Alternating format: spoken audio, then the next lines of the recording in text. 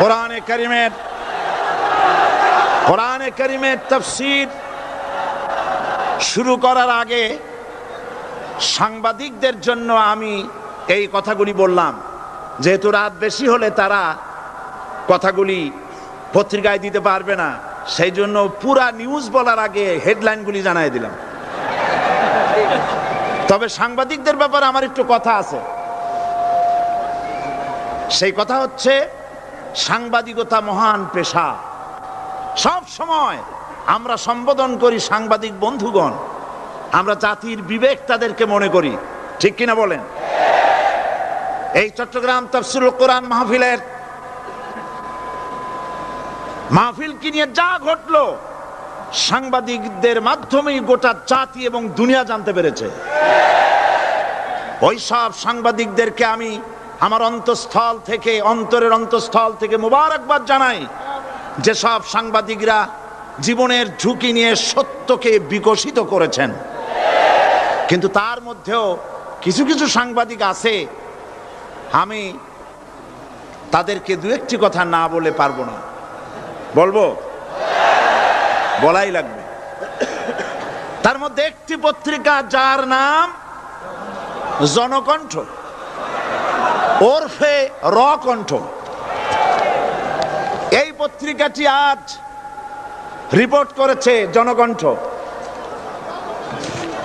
সশস্ত্র ক্যাডার প্রহরায় চট্টগ্রামে সাঈদীর তাফসীর মাহফিল শুরু। আজকের এই লক্ষ লক্ষ জনতাকে জিজ্ঞেস করতে চাই, এই লক্ষ লক্ষ জনতা আপনারা কোন সশস্ত্র ক্যাডার চোখে দেখেছেন?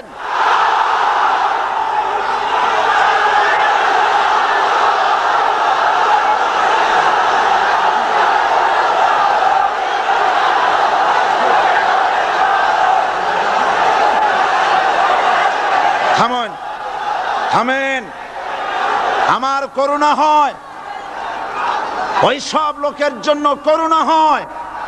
রাসূলুল্লাহকে চোখে দেখে আবু জাহেল যেমন বিশ্বাস করতে পারে নাই, এই শ্রেণীর লোকেরা এত বড় মাহফিল দেখেও কলিজায় জাহান্নামের ভয় আসে নাই।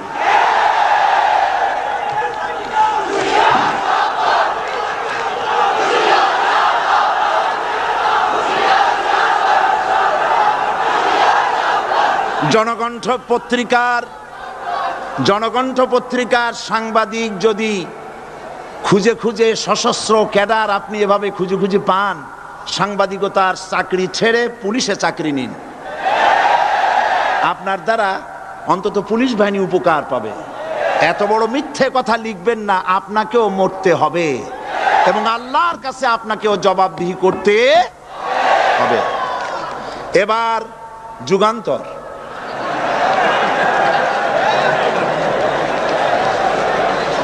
যুগান্তর পত্রিকা নতুন বেরিয়েছে। যুগান্তরকে দেশবাসী বস্তুনিষ্ঠ সংবাদ পরিবেশন করবে বলেই আশা করে। জনকণ্ঠের মতো জঘন্য কণ্ঠে যুগান্তর পরিণত হোক, জাতি তা চায় না। যুগান্তরের রিপোর্টার কি রিপোর্ট করলেন? আপনি লিখেছেন হাইকোর্ট, আপনি যা লিখেছেন আমি তা পড়ছি। সাঈদী বলেন, এ সরকারকে জালিম সরকার আখ্যায়িত করে বলেন, আগুন নিয়ে খেলা করবেন না, বেশি বাড়াবাড়ি করলে পিটিয়ে দিল্লিতে পাঠাই দেব। এই লক্ষ জনতা সাক্ষী দেন, সরকারকে পিটাইয়া দিল্লি পাঠাবে এই কথা আমি বলেছি?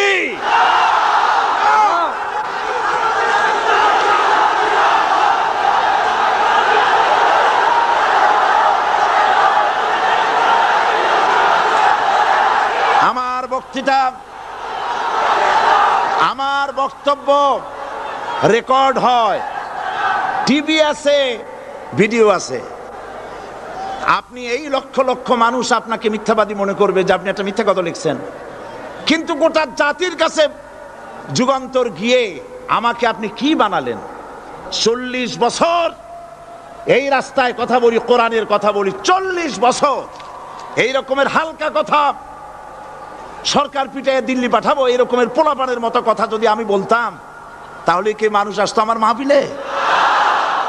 এই যুগান্তর পত্রিকা আমার বগুড়ার বক্তৃতাকে বিকৃত করেছে। বগুড়ায় আমি কি বলেছিলাম? আজকে সে কথা আপনাদের জানা দরকার। সরকারের সোনার ছেলেরা আমাকে বলেছে আমি স্বাধীনতা বক্তব্য রাখি, স্বাধীনতা বিরোধী বক্তব্য রাখি। বগুড়ায় তার প্রমাণ করেছি। বগুড়ায় আমি কি বলেছি? বগুড়ায় আমি বক্তব্য রাখতে গিয়ে বললাম, বর্তমান প্রধানমন্ত্রী, আমি যা বলি আমার তা মনে থাকে এবং রেকর্ড আছে, হাজার হাজার মানুষের সামনে বলেছি। কোন পত্রিকা এরকমের বেকায়দা রিপোর্ট করে না যেমন আজকে আপনি করেছেন, পিটাইয়া দিল্লি পাঠাবো। কি আর কেউ করেছে রিপোর্ট? সেখানে আমি বলেছি 4 দলের মহাসমাবেশগুলি দেখে প্রধানমন্ত্রীর মাথা খারাপ হয়ে গেছে। আর মাথা খারাপ হইতেই পারে, যেহেতু ফ্যামিলি অ্যাফেয়ার্স যদি খারাপ থাকে মাথা গরম থাকে।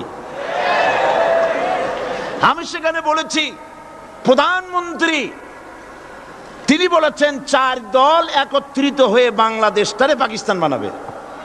দেখছেন না পত্রিকায়? আমি বলেছি দেখেন, একটা দেশের প্রধানমন্ত্রী মিথ্যা কথা বলেন, আমি এই রকমের কথা বলবো না, তবে উনি যা বলেন তা কিন্তু সত্য নয়। মিথ্যাবাদী আমি বলতে পারি না, বলবোই না, তবে যা বলেন তা সত্য নয়। আস্তে করে বলছি। উনি বলছেন দেশটারে পাকিস্তান বানাবে 4 দল। আমি বললাম বিগত 21 বছর যারা দেশ চালাইছে তারাই তো 4 দলের মধ্যে আছে না নাই? পাকিস্তান বানাইছে তারা? আচ্ছা আপনারা বলেন পাকিস্তান কাছে না হিন্দুস্তান কাছে? আমি বলেছি যদি বাংলাদেশকে কেউ পাকিস্তান বানাতে চায় তাহলে সর্বপ্রথম কাশ্মীর পাকিস্তান হতে হবে, তারপরে হিন্দুস্তানকে পাকিস্তান হতে হবে। এটা যেমন সম্ভব নয়, কিয়ামত পর্যন্ত বাংলাদেশ পাকিস্তান হওয়া সম্ভব নয়। আমার এই স্পষ্ট বক্তৃতার হাজারো রেকর্ড আছে বগুড়ায়। কেউ ধরনের বাজে রিপোর্ট করেনি। যুগান্তর লিখেছে, সাইদি বলেছে কাশ্মীর পাকিস্তান হইলেই বাংলাদেশ পাকিস্তান হয়ে যাবে।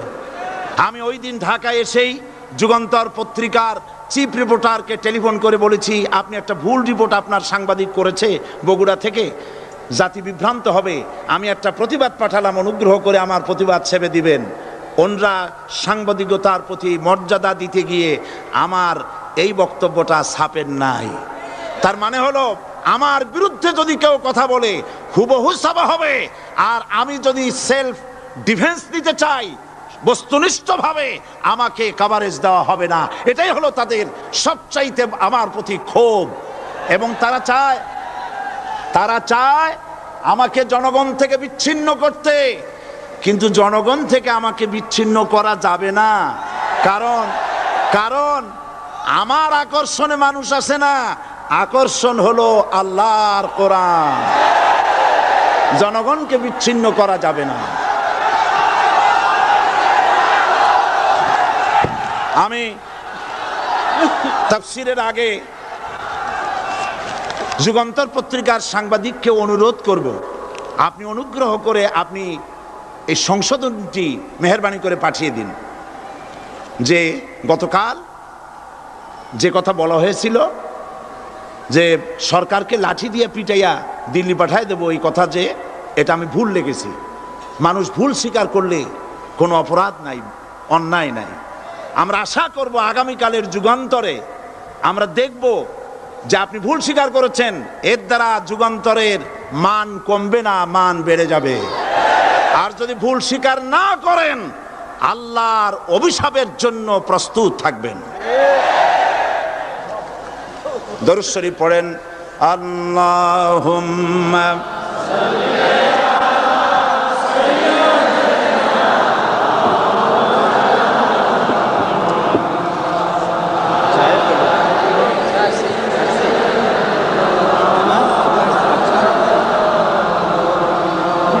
আল্লাহুম্মা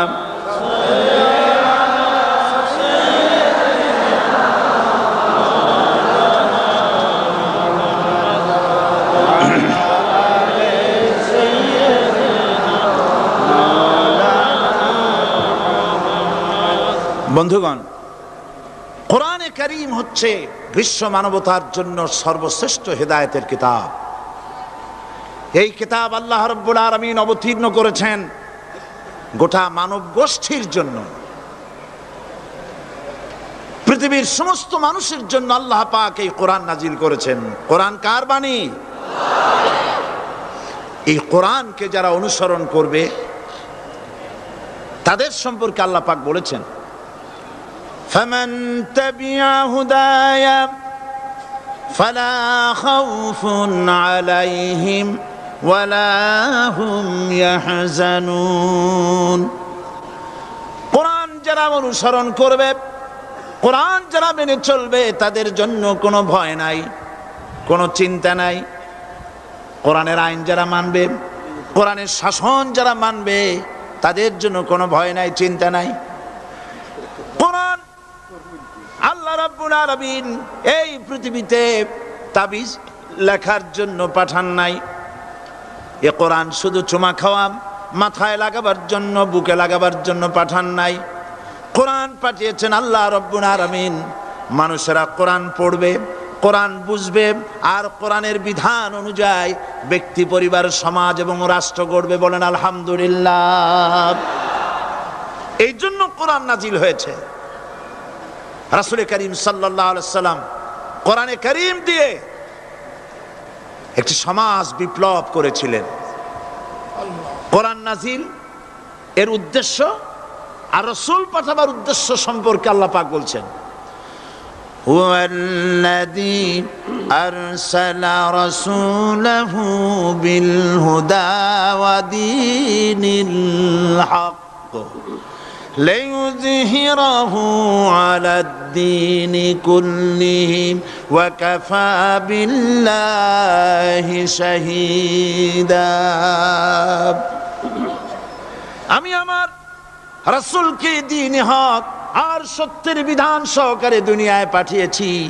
এই জন্যে লিইয়ুযহিরাহু আলাদ-দীনি কুল্লিহি আই লিইয়ুগলিবাহু আলা সাইরিল আদিয়ান, যাতে করে মানব গোষ্ঠীর উপরে, মানুষের তৈরি করা মতবাদের উপরে ইসলামকে যেন বিজয়ী করে দেন। ইসলাম বিজয়ী করে দেওয়ার জন্যে, কোরআনকে বিজয়ী ভূমিকা আনার জন্য আমি রাসূল পাঠিয়েছি, বিধান পাঠিয়েছি। সেই আল্লাহ পাক আমাদের জন্য এ কোরআন দিয়েছেন পৃথিবীতে আইন এবং বিধান মেনে চলার জন্যে। এই কোরআন মানুষের ইহকাল এবং পরকালের মুক্তির দিশা দেখায়।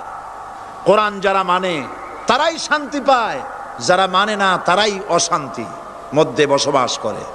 আজকে আপনারা বলেন, পৃথিবীতে সবচাইতে অশান্তিতে কারা? মুসলমান। পৃথিবীতে সবচাইতে অশান্তিতে কারা? তাহলে অর্থ দাঁড়ায় এই যে কোরআন যাদের কাছে থাকবে, কোরআন যারা তেলাওয়াত করবে, কোরআনের আইন কানুন যারা পড়বে, কোরআন যাদের বাড়িতে থাকবে, তারাই সব থেকে অবহেলিত, লাঞ্ছিত হবে। অর্থ কি তাই হবে নাকি? না, তা হবে না। আল্লাহ পাক বলেছেন, তাহা মা আনজালনা আলাইকাল কুরআনা লিতাশকা। নবী হে, এই কোরআন আমি অবতীর্ণ করেছি এজন্য নয় যে কোরআন আপনার ভাগ্যকে বিনষ্ট করে দেবে, বরং কোরআন এসেছে ভাগ্যকে সুপ্রসন্ন করার জন্য। সুবহানাল্লাহ। সেই কোরআন থেকেই আমরা আলোচনা করেছি। গতকাল আলোচনা করেছিলাম সূরা আল বাকারার 255 নম্বর আয়াত। আয়াতটার নাম কি? আয়াতুল কুরসি। গতকালকের মতো আজও আসুন আমার সাথে তেলাওয়াত করেন। আউযু বিল্লাহি মিনাশ শাইতানির রাজিম। বিসমিল্লাহির রাহমানির রাহিম। প্রত্যেক অক্ষরে অক্ষরে 10-10 করে নেকি এখন আমাদের নামায় আমলে লেখা হচ্ছে। সুবহানাল্লাহ। গলা ছেড়ে দিয়ে সবাই পড়েন আমার সাথে।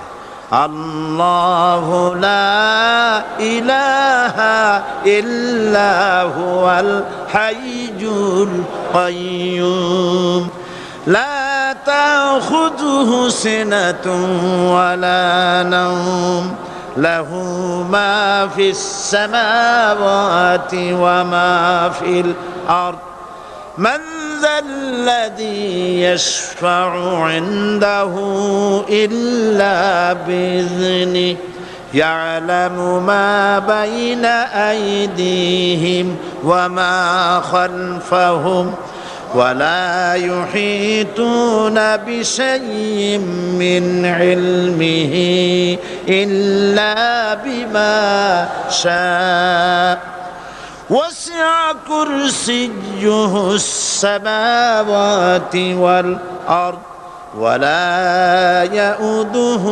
حفظهما وهو العلي العظيم صدق الله العظيم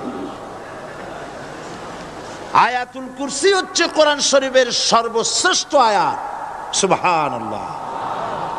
রাসূল বলেছেন আয়াতুল কুরসি হচ্ছে কোরআনে কারীমের সর্বশ্রেষ্ঠ আয়াত এবং আল্লাহ পাকের তাওহীদের ব্যাপারে, সার্বভৌমত্বের ব্যাপারে এত বিস্তারিত অল্পের মধ্যে আর অন্য কোন আয়াতের মধ্যে ভাবে আসে নাই। এই জন্য আয়াতুল কুরসির এত মর্যাদা। কালকে আরো একটি হাদিস শোনাইছিলাম, বোধহয় নিশ্চয়ই আপনাদের মনে আছে, প্রত্যেক ফরজ নামাজের পরে আয়াতুল কুরসি যে একবার পড়বে, তেলাওয়াত করবে, কিয়ামতের দিন আল্লাহ পাক তার সম্পর্কে সিদ্ধান্ত নেবেন, তাকে জান্নাত দিয়ে দিবেন। সুবহানাল্লাহ কইতে ইচ্ছে করলো না? আলহামদুলিল্লাহ বলবেন না? তার অর্থ হলো এই আয়াতুল কুরসি যদি মানুষ পড়ে আর বোঝে আর ওই অনুযায়ী যদি আকীদা তৈরি হয়, জীবন তৈরি হয়, তার জীবন জান্নাতের জন্য তৈরি হয়ে যায়। গতকাল আল্লাহ পাকের সার্বভৌমত্বের কথা আমরা আলোচনা করেছিলাম। আজকে আলোচনা করব আল্লাহ পাকের পরিচয়। আল্লাহ পাক তিনি কে? আমরা বলি আল্লাহ। আমরা কি বলি? বলেন সবাই, কি বলি? আমি অনেকবার আপনাদেরকে এই কথাটা বলেছি, বোধহয় নিশ্চয়ই মনে আছে। আল্লাহ এই উচ্চারণটা আমাদের অনেকের হয় না, কেউ বলে না আল্লাহ। আল্লাহ পাকের উচ্চারণটা হচ্ছে, আল্লাহ পাকের নামের উচ্চারণ হচ্ছে আল্লাহ। মুখটা একটু গোল হয়ে যাবে, বলেন আল্লাহ আল্লাহ সুবহানাল্লাহ। পৃথিবীতে বিভিন্ন জাতি তার স্রষ্টাকে, তারা যাকে স্রষ্টা মনে করে, বিভিন্ন নামে ডাকে। কেউ বলে ভগবান, কেউ বলে ঈশ্বর, কেউ বলে পরমেশ্বর, কেউ বলে বিধাতা, কেউ বলে গড। বিভিন্ন নামে লোকেরা এভাবে ডাকে। তো ভগবান বললে তার প্রতিশব্দে স্ত্রীলিঙ্গে কি আসে? বলেন ভগবতী। ঈশ্বর বললে স্ত্রীলিঙ্গে কি আসে? ঈশ্বরী। বিধাতা বললে তার স্ত্রীলিঙ্গে কি আসে? বিধাত্রী। গড, এটার স্ত্রীলিঙ্গে আসলে কি হবে? তো প্রত্যেকটি, তারা যে ভাষায় আল্লাহকে ডাকে, প্রত্যেকটি ভাষায় স্ত্রীলিঙ্গে একটি প্রতিশব্দ আসে। আল্লাহ এর স্ত্রীলিঙ্গে, এর প্রতিশব্দে আরেকটি শব্দ কি গোটা বিশ্ব খুঁজে পাওয়া যাবে? জোরে বলেন, যাবে? যাবে না। এবং অন্যান্য নামগুলি সন্ধি বিচ্ছেদ করলে অর্থই হবে না। গড, এটাকে যদি উল্টায়া বলা হয় তাহলে কি হয়ে যাবে? এবার দেখুন, আল্লাহ এই নাম, আল্লাহর পরিচয় কি? যদি বলা হয় যে আল্লাহর পরিচয় কি, শুধু আল্লাহ দিয়ে আল্লাহকে চেনা যাবে। আল্লাহকে চেনা যাবে। আল্লাহ রাব্বুল আলামিন বলছেন, আল্লাহু লা ইলাহা ইল্লা হুয়াল হাইয়ুল কাইয়্যুম। আল্লাহ হচ্ছেন তিনি যিনি ছাড়া কোনো ইলাহ নাই, মাবুদ নাই, উপাস্য নাই। সুবহানাল্লাহ।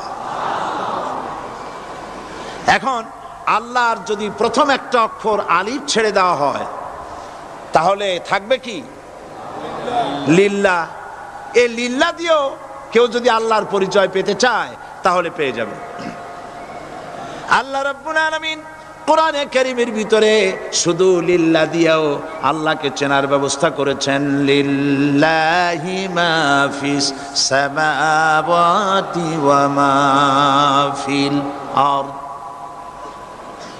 আকাশ এবং জমিনের সার্বভৌমত্বের একচ্ছত্র মালিকানা কার? আল্লাহ পাকের।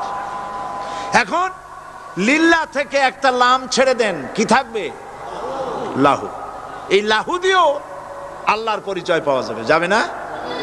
কোরআন বলছে, লাহু মাকালিদুস সামাওয়াতি ওয়াল আরদি ইউবসিতুর রিজকা লিমান ইয়াশা।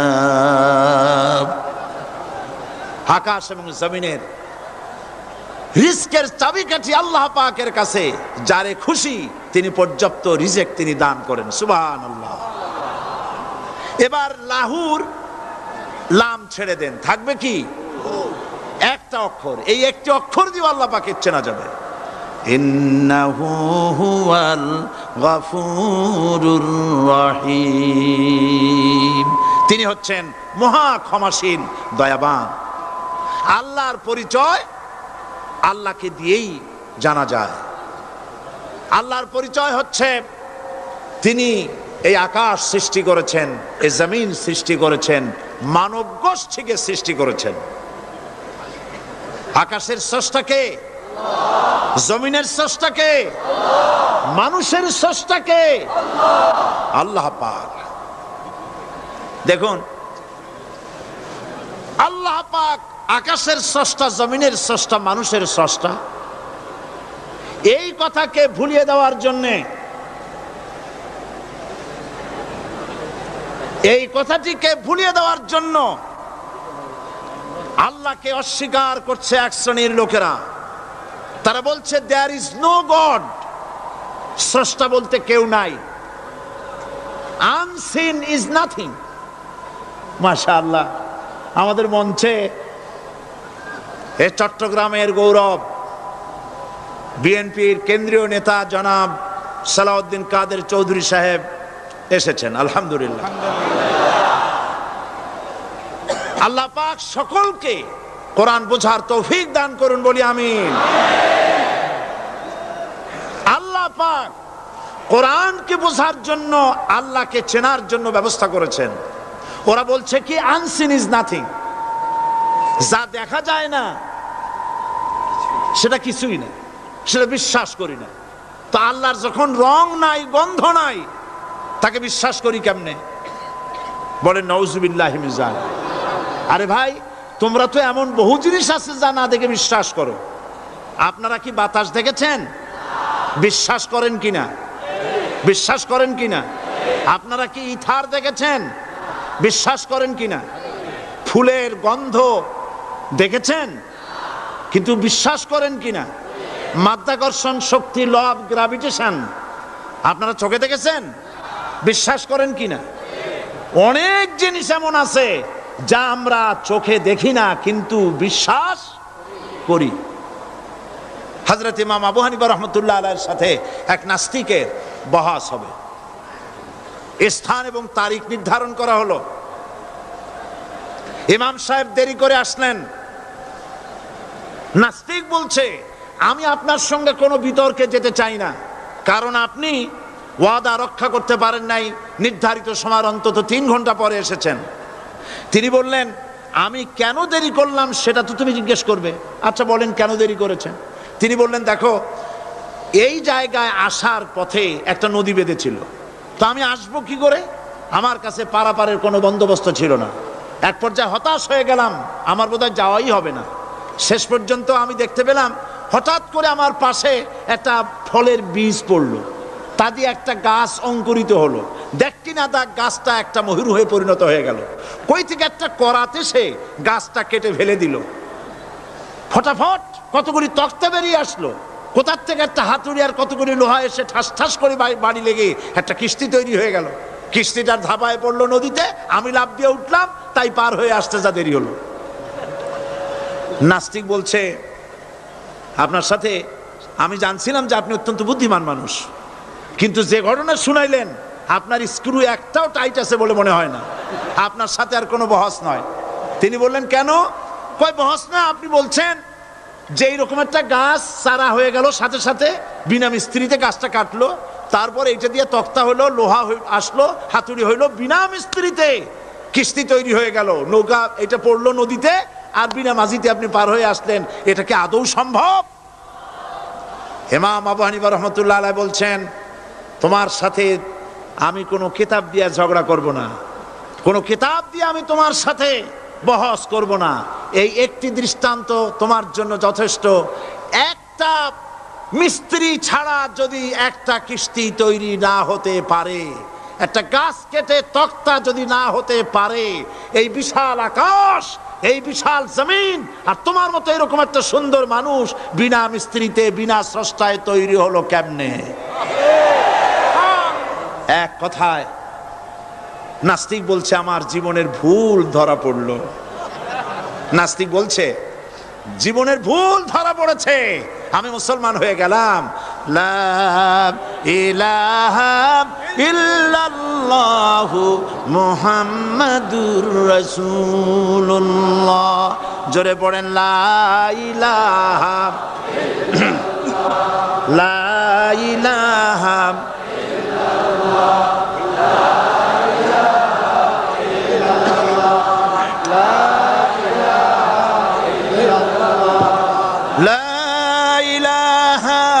ইল্লাল্লাহু মুহাম্মাদুর রাসূলুল্লাহ। প্রিয় কোরআন পাগল ভাই সব, মাহফিল কর্তৃপক্ষ আমাকে স্লিপ দিয়েছে, প্রচন্ড চাপ সৃষ্টি হয়েছে চতুর্দিকের রাস্তায়, মানুষ বসার জায়গা পাচ্ছে না, দাঁড়াবারও জায়গা নাই। আমরা তো এই মাঠ টেনে লম্বা করতে পারবো না, তবে আপনারা একটু চেপে বসলে বোধহয় ভালো হয়। আপনারা কি রাগ করবেন নাকি? তাহলে বসা অবস্থায় দাঁড়াবেন না মোটেই? বসা অবস্থায় সামনের দিকে একটু এগিয়ে আসা যায় কিনা? তাহলে তাই করুন, দাঁড়াবেন না কেউ, বসা অবস্থায় সামনে চাপেন, আর দাঁড়ানো ভাইরা সুযোগ গ্রহণ করেন, জোরে সোরে জিকির করেন, সুবহানাল্লাহ ওয়ালহামদুলিল্লাহ লা ইলাহা ইল্লাল্লাহ, সুবহানাল্লাহ ওয়ালহামদুলিল্লাহ লা ইলাহা ইল্লাল্লাহ। আরো জোরে পড়েন, সুবহানাল্লাহ ওয়ালহামদুলিল্লাহ লা ইলাহা ইল্লাল্লাহ, সুবহানাল্লাহ ওয়ালহামদুলিল্লাহ লা ইলাহা ইল্লাল্লাহ, লা ইলাহা ইল্লাল্লাহু মুহাম্মাদুর রাসূলুল্লাহ। আমি দাঁড়াতে বলি নাই, মেহেরবানি করে বসুন, কান মন দিয়ে আল্লাহর পরিচয় শুনুন। কেবলমাত্র হতভাগা কপাল পোড়া যারা, তারাই নাস্তিক হতে পারে, ঠিক কিনা? আমি মনে করি না এই মাহফিলে কোনো নাস্তিক আসছে। আমি বিশ্বাস করি সকলে আল্লাহরে বিশ্বাস করে, কোন আলহামদুলিল্লাহ। কিন্তু কপাল পোড়ারা তারা বলে আল্লাহ নাই। এই ধরনের এক কপাল পোড়া ঢাকা বিশ্ববিদ্যালয় ছিল, মরছে। তার মৃত্যুতে দেশের প্রধানমন্ত্রী বলেছেন জাতির অপূরণীয় ক্ষতি হলো। আমি বললাম অপূরণীয় ক্ষতি হয় নাই, শয়তানটা কমছে। সে মরার আগে বলেছে কি জানেন? মরার আগে বলেছে, আমার লাশ গোসল হবে না, দাফন হবে না। এইটারে মরার পরে তোমরা মেডিকেল কলেজে দিয়ে দিবা, তারা আমারে কাটাছেড়া করিয়া অপারেশন শিখবে। বেচারা বুঝতে পারছে যে মরার পর তার অবস্থাটা কি হবে। তো এদিক দিয়ে কাটাছেড়া করে যদি শেষ করে দেয় সেই ভালো, কবরে না যাই। তাকে রাখা হলো বারডেমের ডিপ ফ্রিজের ভেতরে। কদিন পরে তার অন্তিম ইচ্ছে অনুযায়ী মেডিকেল কলেজে পাঠানো হলো। ছাত্র শিক্ষকরা যখনই শুনেছে যে ওই লাশ আসতেছে, তারা রাস্তায় দাঁড়ায় বলছে, আল্লাহর রাস্তায় মাপ চাই, এইটার এদিকে আনবেন না। কারণ জীবনে বাইসে থাকতে যে আল্লাহরে স্বীকার করে নাই, ওরে অপারেশন করে যা শেখবো এতে রুগী শুধুই মরবে, বাঁচবে না কেউ।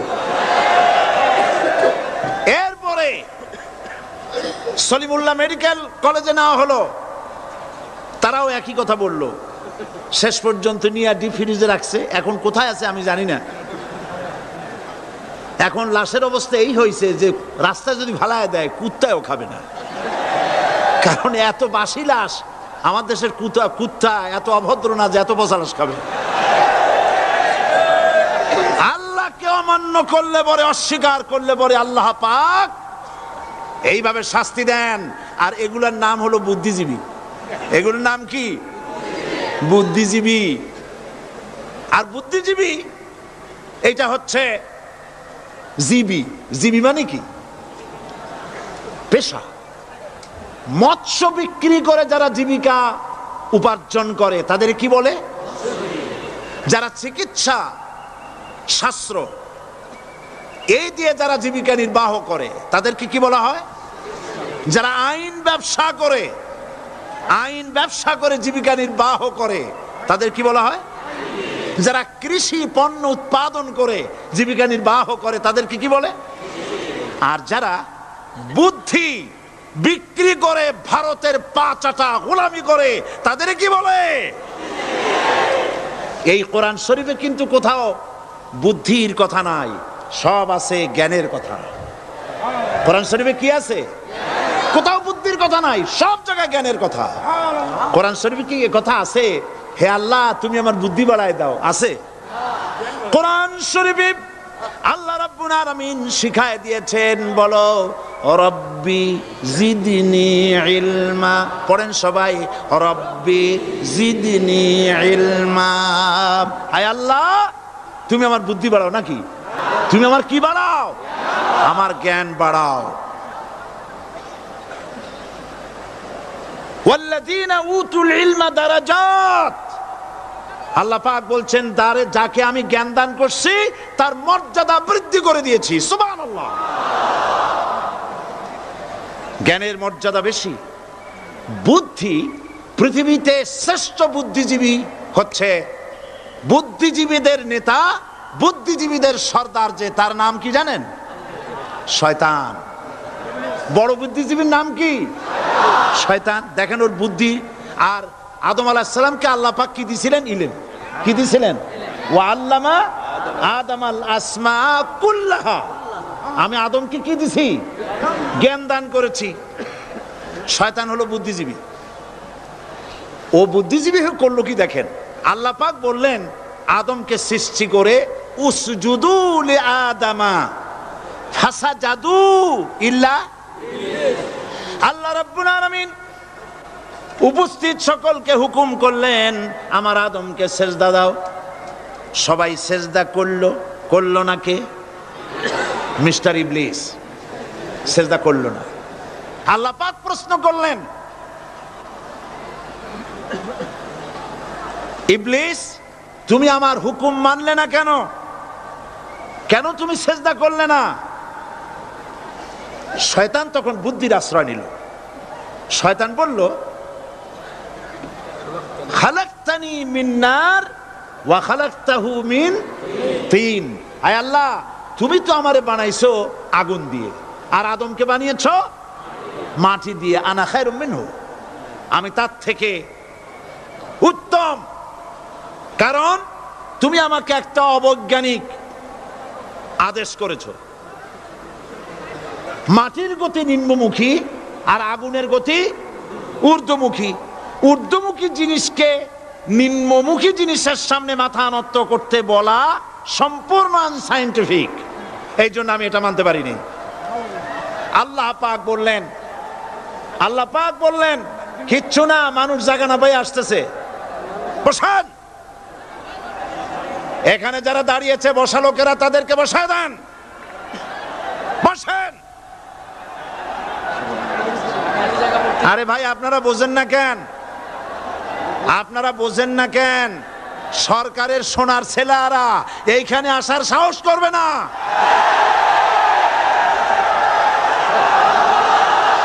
জায়গা পায় না,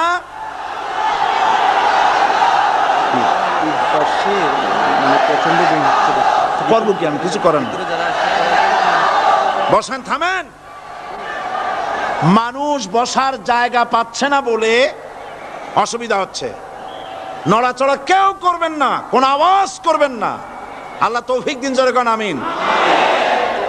আল্লাহ পাক বলেন ইন্নাকা রাজিম মারদুদ, তোর উপরে আল্লাহর লানাত, অভিশাপ, আমার দরবার থেকে বেরিয়ে যা। তাহলে এই হলো বুদ্ধির দশা। এবার দেখেন জ্ঞানের দশা কি। জ্ঞান দেওয়া হয়েছিল কারে বলেন?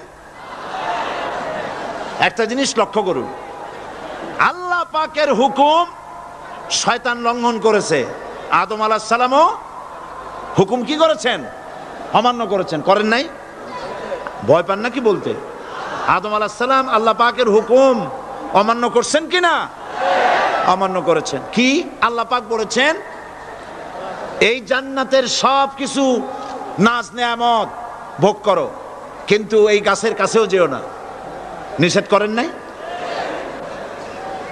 হযরত আদম আলাইহিস সালাম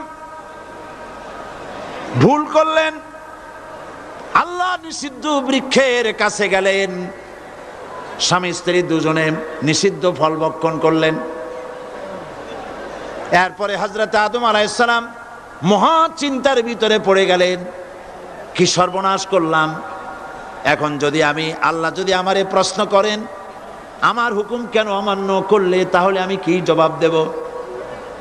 আদম আলাইহিস সালামের কাছে জবাব ছিল না? জবাব, তিনি যদি বুদ্ধির আশ্রয় গ্রহণ করতেন তাহলে তিনি বলতেন, আল্লাহ পাক যখনই প্রশ্ন করেছিলেন তিনি বলতে পারতেন যে আল্লাহ আমি না হয় একটা ভুল করছি, ঠিক আছে আমি একটা ভুল করে ফেলেছি, কিন্তু তুমি বলো জান্নাতের এত সব গাছ লাগাইলা যেগুলির ফল খাওয়া যাবে, এমন একটা গাছ কেন তুমি সেখানে লাগাইছো যে গাছের কাছেও যাবে না, ফল খাওয়া যাবে না, এমন একটা বিপদ আমার ভালাই লাগান।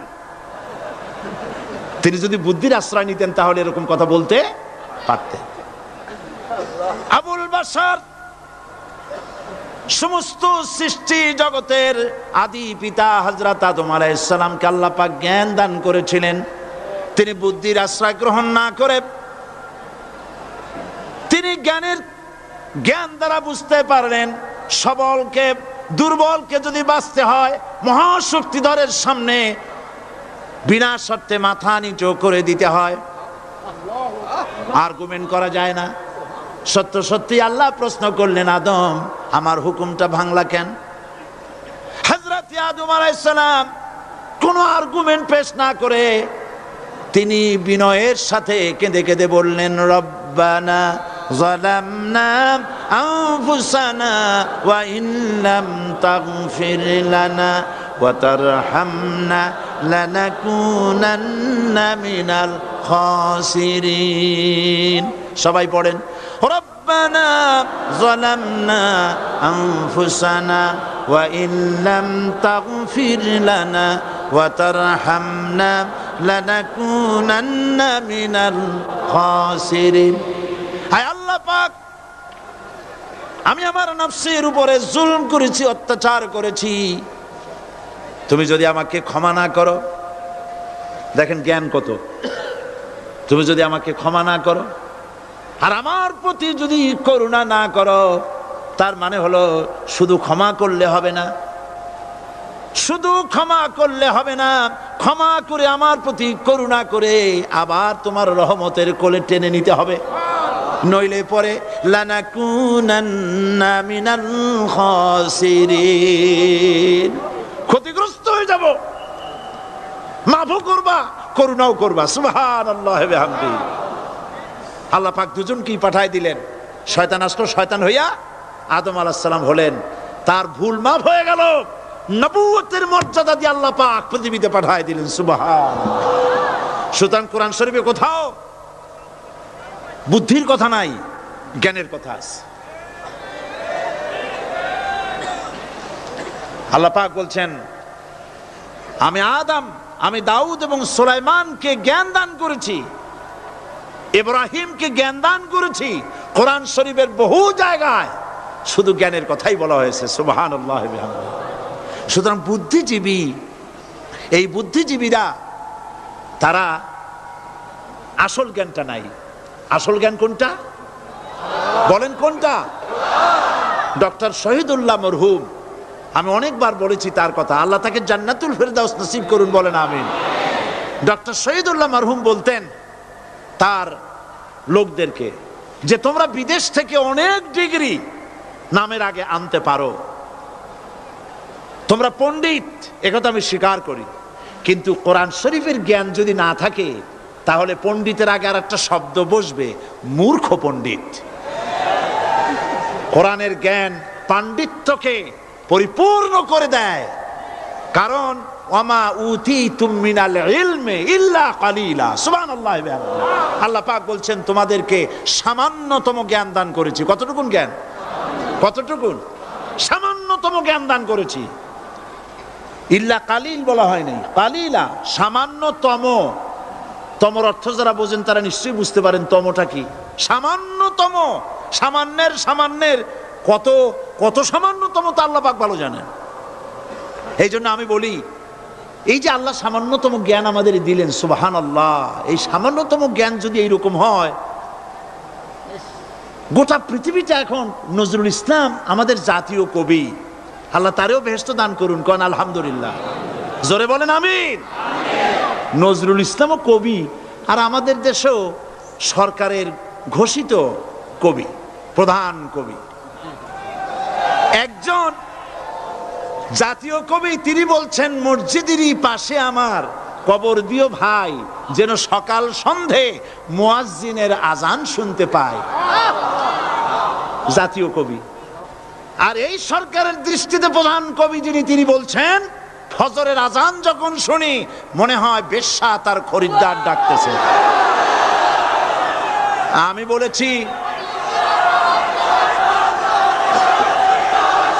বলেছি এটা তো তুমি শুনবাই, কারণ ছাত্র জীবন থেকে ওই আওয়াজ শোনার যাদের অভ্যেস, বুড়া হইছে এখনো বেশ্যার আওয়াজ ছাড়ার কানে কিছুই আসে না। নাউজুবিল্লাহ, নাউজুবিল্লাহ, আল্লাহর লানত। বন্ধুগণ, মানুষ নাস্তিক হয় কখন? যখন তার কাছে আসল জ্ঞান থাকে না। কোরআন হচ্ছে আসল জ্ঞান।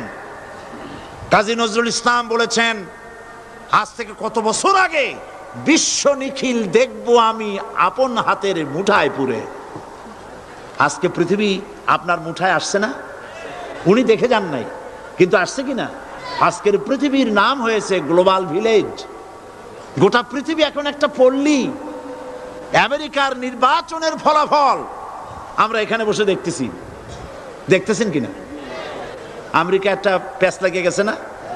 কালকে বলছি, আমেরিকায় তো এরকমের বাংলাদেশি প্যাঁচ লাগা উচিত ছিল না, কিন্তু প্যাঁচটা লাগলো কেন? আমার মনে হয় যে আমাদের দেশের সরকার প্রধান বারবার যাওয়াতে এই রোগ ওখানেও সংক্রামিত হয়েছে।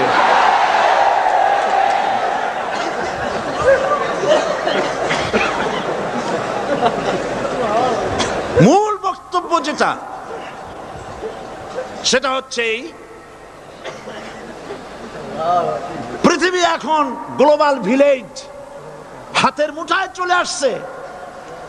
সারা দুনিয়ার খবর মুহূর্তের ভিতরে পাচ্ছেন, কম্পিউটারের ভেতরে আপনি বাজারঘাট করতে পারছেন। আপনার বাড়িতে কম্পিউটার টিপে, আমি এবার লন্ডন থেকে যখন আসতেছিলাম, এনসাইক্লোপিডিয়া ব্রিটানিকা 2000 সালের বইটা আনতে চাইলাম। তোরা বললো আপনি এটা নেবেন কেমনে? এ তো প্রায় 2 মণ ওজন হয়ে যাবে, এত ভাড়া দেবেন কেমনে প্লেনের? এটা 28 খণ্ড, 2 মণ ওজন হবে, দামও হবে জনমের মতো। তাই বললাম তাহলে আমি নেবো কেমনে? কই যে ডিস্ক নিয়ে যান, কম্পিউটার ডিস্ক। মারাত্মক কথা, সেটা কেমনে? ওরা আমাকে একটা কিনে দিয়ে দিল, এতটুকুন একটা ডিস্ক। এটা ঢুকাই দিলে 2 মণ 28 খণ্ড ওটার মধ্যে ঢুকে গেছে। কি আজীব তামাশা! আপনার কম্পিউটার কে নাকি প্রশ্ন করেছিল যে বর্তমান যুগ তো কম্পিউটারের যুগ, ভবিষ্যতের যুগ কি হবে? যে জবাবে বলেছে ভবিষ্যৎ হবে বেশি কম্পিউটারের যুগ। গোটা দুনিয়া মানুষের মাথার